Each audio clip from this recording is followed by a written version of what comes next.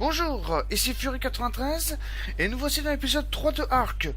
Alors, j'ai fait du hors caméra donc pour chaque entre épisode pour vous éviter la séance de farming, de craftage, etc.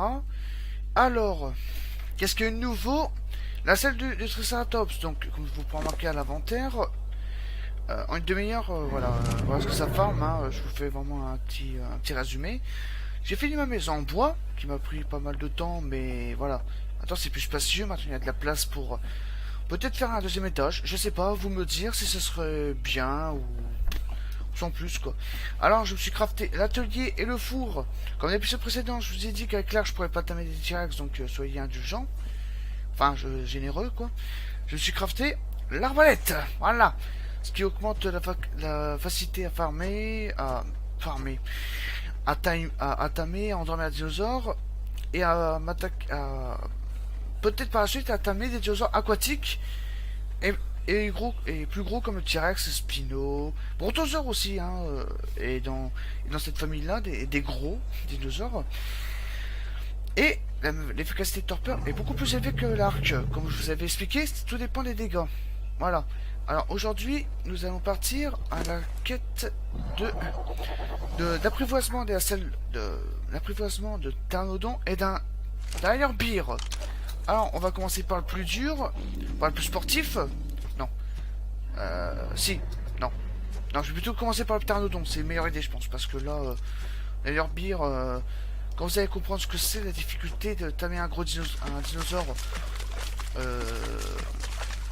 qui peut être gentil à voir de loin, et une fois attaqué, bah, il vous en met plein la tronche. Donc lui, je vais le clouer sur place.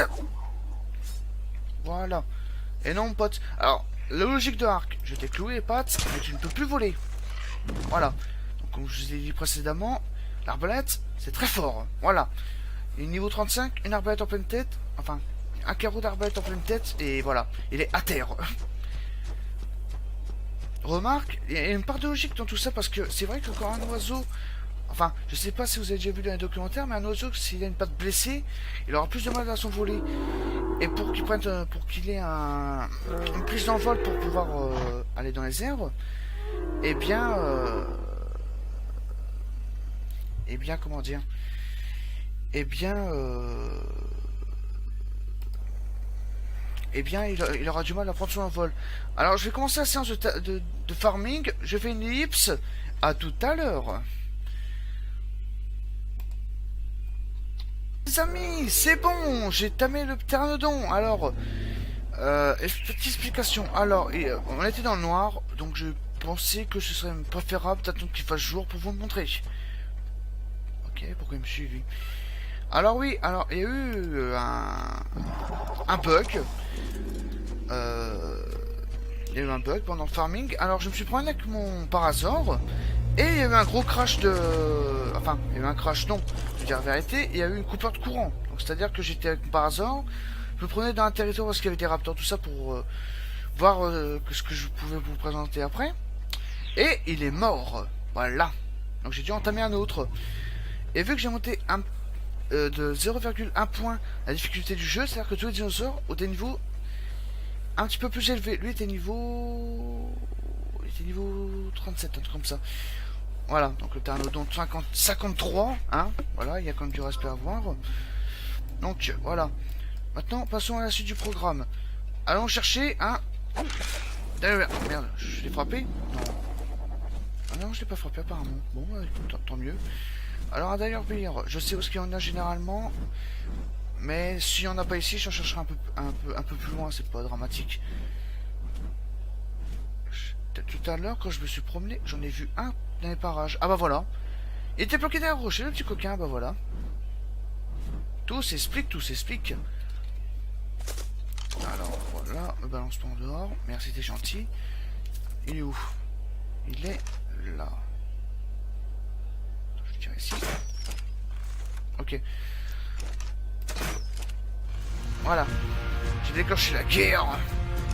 Vas-y, ours, affronte-moi. Voilà, alors pour endormir ce genre de bestiole, c'est assez délicat. Surtout si vous n'appliquez pas cette technique de vous mettre sur un rocher et de le canarder d'en haut. Ah ok d'accord, il s'en va plus loin, ok. Je l'ai touché. Alors je vais le poursuivre avec le pteranodon. Pas le perdre de vue parce que ça court assez vite. Allez petit ours, où est-ce que tu vas? Va pas si loin. Bah non, mais arrête de courir. Tu vas faire dodo de toute façon. Je crois que là il est en train de me suivre là exactement. Non? Ouais c'est bien ça, il me suit, ouais. Allez vas-y, suis-moi, c'est ça.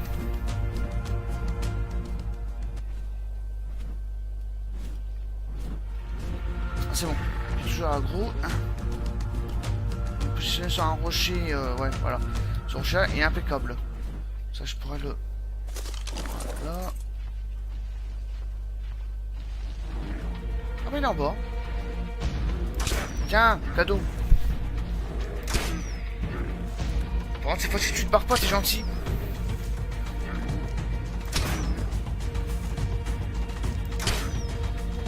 Ah, c'est chiant, ça.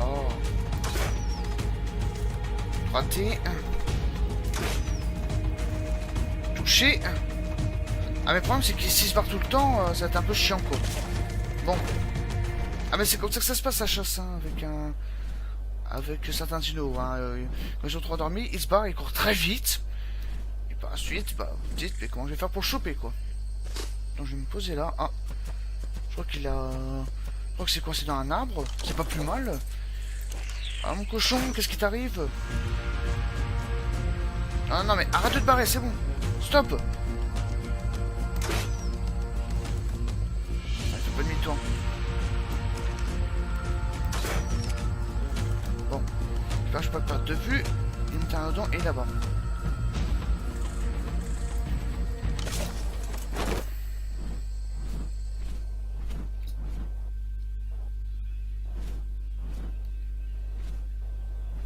Alors, où est-il? Où est-il? Où est-il? Il est pas là. Il est où?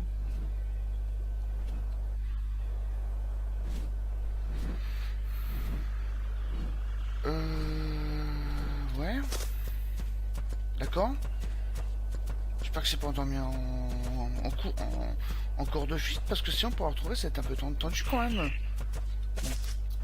Il est un peu plus loin, parce que ça s'éloigne assez loin, en plus, ce genre de choses. Alors, est-ce que t'es là? J'ai cru le voir, mais en fait, non, c'était un rocher. Voilà. Ok, j'ai perdu l'ours de vue. Génial. Plus à mon avis, il devait être prometteur, mais bon, bah... Attends, c'est quoi ça là-bas?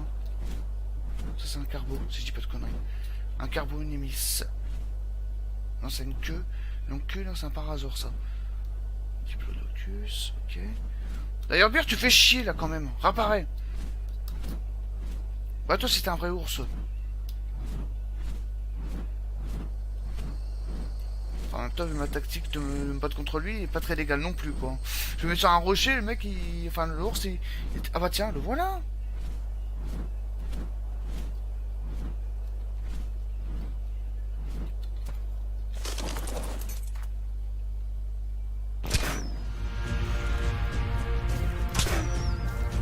Alors, poche, il est bientôt mort. J'espère qu'on va pas le tuer. Cette fois-ci, tu m'échapperas pas. Ah. Oh là là là là là là. Voilà. Voilà ce que c'est la poursuite avec un ours. Ça s'enfuit très loin. La torpeur ne s'applique pas beaucoup sur lui. 30, 25, une femelle. Ok. Là, c'est parti. Bon, mini ellipse, encore une fois, pour le Dire Beer. Le jour se lève enfin, et avec nous, le Dire Beer. Le Dire Beer que j'ai eu un petit peu de mal à le tamer, comme vous avez pu remarquer à cette chasse. Alors, pourquoi je tenais absolument à l'avoir? Alors, il faut savoir que Dire Beer, c'est un dinosaure assez tank, on va dire, et il a une particularité, c'est qu'il peut récolter beaucoup de fibres. Je crois que c'est le dinosaure qui récolte le plus, si je dis pas de bêtises. Et c'est aussi le premier dinosaure de arc à être omnivore, c'est-à-dire qu'il peut manger autant... Qu'il peut manger autant de viande que de baies, ce qui n'est pas difficile, quoi. Donc ce qui peut rendre le timing assez souple. mais il faut mieux le tamer avec des croquettes ou avec sa matière, sa nourriture favorite numéro 2, qui est, si je dis pas de conneries, des méjoberries, parce que la viande il en mange, mais c'est pas ce qu'il préfère le plus. Alors, on va voir ce que je compte comme stats. La santé, voilà. Alors on va tester sa puissance sur un Zégosaure qui est quand même coincé. Je vais le décoincer moi. Wow. Voilà, comme vous avez pu remarquer, il fait quand même pas mal de dégâts. Voilà. Et au 4, bon c'est pas intéressant. Et en plus de récolter des baies et des fibres, il récolte de la peau et de la viande. D'une quantité assez modeste. Et en vitesse de course, voilà, il faut attendre qu'il se lance un petit peu. Et la vitesse de course de l'ours augmente assez rapidement. Et à la fin, ça donne ça quoi. Donc après, faut pas prendre de... si t'as pas un obstacle en route, non, il reprend la vitesse de base en courant. Voilà. Donc c'est ce qui est bien pour chasser, la fuite et pas mal d'autres choses. Voilà, je me suis tapé un arbuste et voilà le résultat. Et aussi un petit truc marrant.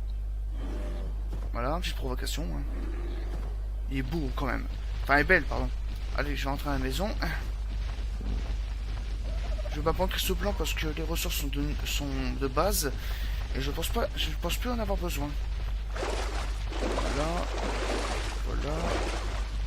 Donc comme vous avez pu remarquer, il court extrêmement vite. Donc je pense pouvoir l'utiliser pour... Comme je disais, je pense l'utiliser pour tamer, chasser des dinosaures qui fuient très rapidement, ou le bronto, des choses comme ça, pour le maintenir à une bonne distance, on va dire. Voilà, donc lui, je vais augmenter en pièces. Voilà. Ensuite, comment dire? Ah oui, j'ai oublié de prendre ces fibres. Ah, là-bas, il y a un par hasard qui est mort, qui était tué, je sais pas par quoi. Je vais récupérer sa viande et sa peau. Parce que voilà, on n'a jamais de trou dans ce jeu. Ah ouais, d'accord. Alors toi, t'as piqué ma viande, t'es mort. Voilà. Ah bah, il y a un œuf. Il y a un œuf, ça c'est cool ça. Ah là là. Les œufs, c'est la vie dans ce jeu en fait. Voilà. Et c'est reparti. Alors, comme je vous le disais un son... Merde, je me rappelle même plus. Voilà. Donc, comme je vous ai dit dans un des épisodes, pour gagner des niveaux facilement, vous avez la chute de la narcotique et du marteau pilon. Ouais, marteau pilon, si je dis pas de conneries sur le nom, qui permet de faire display assez rapidement. Ensuite, vous avez l'autre astuce du radeau. Donc, le radeau, je vais regarder ce que j'ai besoin. Radeau, alors il me manque de la peau. Voilà, ça tombe bien, j'en ai fait une petite collecte en hors caméra. Et regardez bien ma barre display, je vais crafter le bateau. Voilà. Donc la barre display, je suis à là. Une fois que ce sera fini. Voilà, donc je vais mettre toutes les fibres dedans. Comme ça, ça me fera gagner de la place. Parce que le bateau pèse extrêmement lourd. Je préfère le dire entre parenthèses. Bon, ça semble assez logique dit comme ça, mais... Voilà ma barre display, où est-ce qu'elle est? Voilà. D'ici, si j'ai ma mémoire est bonne, à là. Ensuite, vous prenez le bateau. Alors, comment on fait pour passer le bateau? Alors, je vais l'expliquer au cas où, parce que c'est vrai, quand on débute de jeu, on se dit, ouais, mais on met ça sur l'eau, puis c'est fini. Alors, il faut savoir que le bateau a une certaine profondeur. Si vous le mettez dans un bassin très peu profond, le bateau, il sera bloqué, donc vous pourrez jamais vous en servir. Voilà. Donc, je mets le bateau ici. Voilà. Je vais monter dessus. Je vais... Ouais, je vais peut-être le laisser, voilà, on s'en fout, ça conduit. Hein. Je vérifie avec vous si j'ai bien positionné. Voilà. En plus, à conduire ce genre de choses, c'est assez marrant, quoi. C'est assez drôle, je dois avouer. En plus de ça, alors l'avantage que vous avez avec un radeau, alors je vais essayer de faire un demi-tour assez propre. J'ai dit propre, me tape pas le rocher, et c'est taper le rocher, mais je traverse. Oula. Ouais, alors là, il y a des légers bugs. Je crois que vous faites ça en virage, je pense que le bateau il craque et vous pouvez en refaire un autre quoi. Alors l'avantage du bateau, c'est que vous pouvez prendre des dinosaures de taille moyenne, et peu petits comme pour pas changer, et les déplacer sur le radeau. C'est-à-dire que si je mets l'ours, attendez, je vais essayer de le mettre en place pour préparer par exemple un prochain départ. Voilà, c'est bien comme ça, c'est impeccable. Voilà. Alors, comme je vous disais, on peut prendre des dinosaures. Bon, par exemple, je vais prendre l'ours parce que là, avec le mal que j'ai eu à le tamer, je vais en profiter, quoi. Voilà, donc si je le mets sur le bateau, voilà, il monte dessus, sans problème. Donc je le gare un petit peu pour ma visibilité de conduite. Hein. Voilà. Et si je prends et si je conduis le bateau, comme ceci, vous pouvez remarquer que le bateau se déplace quand même. Voilà. Après dans un prochain épisode, il y a une possibilité que je vous montre, que je fasse un deuxième bronto, d'accord. Que je tame un dinosaure qui est dans la partie nord de la carte, c'est-à-dire dans la... D'accord, alors je vais descendre du navire, voilà. Ok, d'accord, ça c'est mon remis à jour. En fait, si on monte un peu plus haut, eh bien, on entre dans la toundra. Alors, je vais regarder le bronto. Le nouveau, quel niveau il est? Je sais plus quel que c'est. Alors, on est niveau 9, donc c'est celui qu'il y avait avant. Auto niveau 3, femelle. Ah, je suis un peu déçu là pour l'occasion. Je suis un peu déçu parce que je m'attendais à un petit bronto niveau 20, quelque chose comme ça, quoi. Un truc assez epicness. Peut-être que dans le prochain épisode, je l'aurais tamé. Et puis finalement, bah, on aurait été assez content de l'avoir, quoi. Surtout par récolte de baies. Bon, vous allez dire, l'ours c'est pratique pour les baies, mais ce genre-là, je le réserve pour les fibres. Voilà. Le bronto, quand vous allez voir l'efficacité que ça, quand j'aurai un niveau de montée, ça c'est impressionnant, quoi. C'est récolte des baies, quoi. C'est voilà. Il n'y a pas de lézard. Des arbres, si on peut dire. Bon, alors si cette vidéo vous a plu, n'hésitez pas à mettre un petit pouce bleu, commenter, ou me donner votre avis, s'il y a quelque chose que vous aimeriez que je fasse, ou que je modifie, ou que je mette en place, dites-le. N'ayez surtout pas peur de proposer. Ça me fait plutôt plaisir que d'avoir des personnes qui regardent mes vidéos qui participent à me donner des mini-objectifs, si on peut dire ça comme ça. Toi, par contre, tu dégages, t'es pas chez toi. Et qu'on s'amuse ensemble. C'est le principe de YouTube, je pense. Ensuite, si vous avez des petits noms pour ces dinosaures majestueux, si on peut dire entre parenthèses, à part le Fiomnia qui est pas du tout majestueux, mais si quelqu'un d'entre vous, parmi vous, a un petit surnom, proposez. Ça me dérange pas du tout. Puis au moins, ça évitera d'avoir des dinosaures avec leur race, quoi. Ça sera un petit peu con, quoi. C'est comme si vous achetiez un chien et vous l'appelez chien, quoi. Il n'y a pas de nom. Un chat, un oiseau, puis etc., etc. Je trouve ça beaucoup plus sympa de mettre un petit nom. Alors toi, par contre, tu vas me suivre. Oh, merde. Non, non, non, non, non, non. Non. Stop. Oh mon Dieu. Le parasaure, je crois qu'il s'est fait... Bon. Je vais le filer avec le raptor. Ça, c'est du gâchis. On va faire sa viande. Alors, petit accident, pardon. Dinosaure, je vais te mettre en... Tu peux me suivre? Là, t'es bien ici, t'es en mode passif. Je vais mettre en mode... Non. Neutre, voilà. Comme ça, si j'ai un problème, ils me défendront. Pire des cas, je vais faire un truc beaucoup plus simple. Sifflet neutre.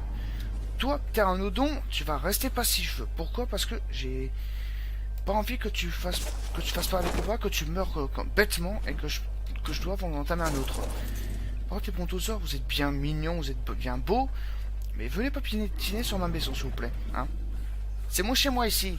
J'ai envie de dormir, moi. Alors, voilà. Alors, si cet épisode vous a plu, je ferai un prochain épisode avec des timings qui vont être de plus en plus corsés. Car comme je vous l'ai dit précédemment, j'ai un arbalète, donc je peux commencer à m'attaquer à des plus gros morceaux. Allez, je vous souhaite à la prochaine. Allez, bye.